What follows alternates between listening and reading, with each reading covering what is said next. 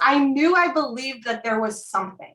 Mhm. That something was clearly the opposite of what I had been brought up in. So the thing you walked away from was not God. Right, it was the It church. was this.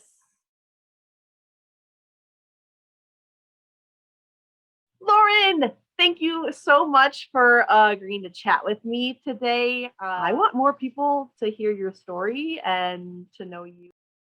I grew up from the age of 4 in the Assemblies of God Church, which is a very, I always say fundamental church. Like they have very clear set of rules and regulations.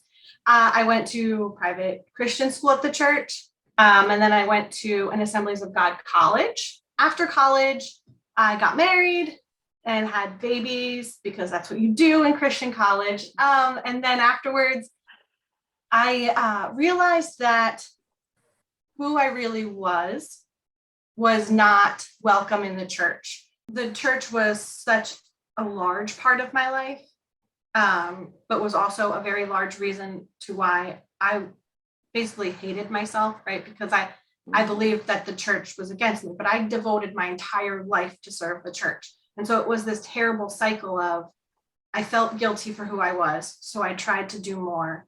So then I felt more guilty for who I was. When I finally got to a point where I said, I can't do this anymore and I need to just live in a way that is going to allow me to live.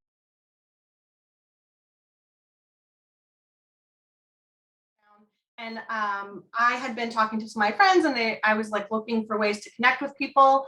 And a lot of them were like, you should go on this thing called TikTok because there's a lot of really attractive women on TikTok. And so I went to TikTok and I was looking for people to connect with, right? Like just other people to kind of feel that same community that was a big part of church growing up that was sort of missing. And not looking for a church or a pastor or a, right.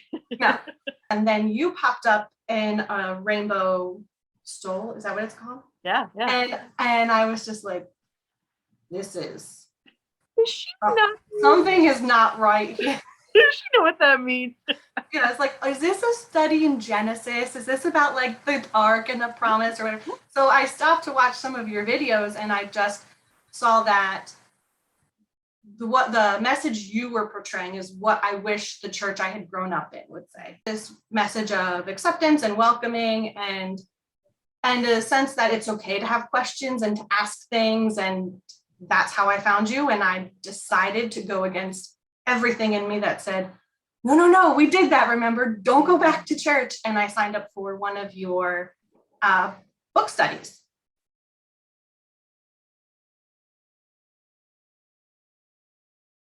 Having an internet area where I could come and I could show up and I could see if what is being said there is matching what the video said.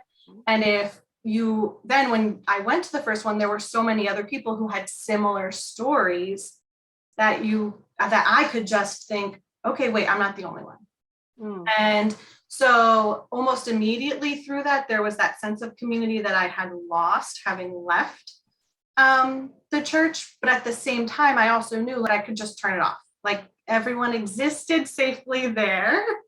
And so if this was no longer serving me, it was a lot easier to walk out than to get up and leave a pew.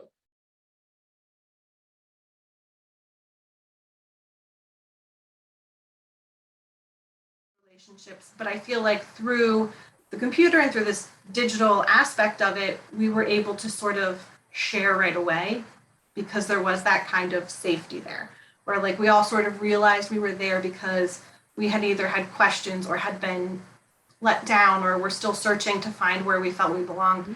And so it was easier to share and then to feel safe again, to try to re-explore how those things fit who we are now, who we truly were the whole time.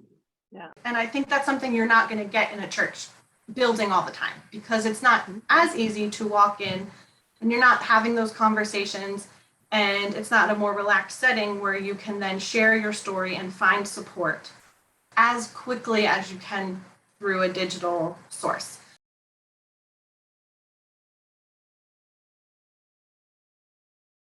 I think digital ministry is wonderful for people who are never going to step foot in the church because they have no experience to it, or their idea or notion of it is poor or unpleasant due to whatever reasons, or for someone like myself who was so heavily saturated with the church, like your entire life was the church, that you then get burnt out.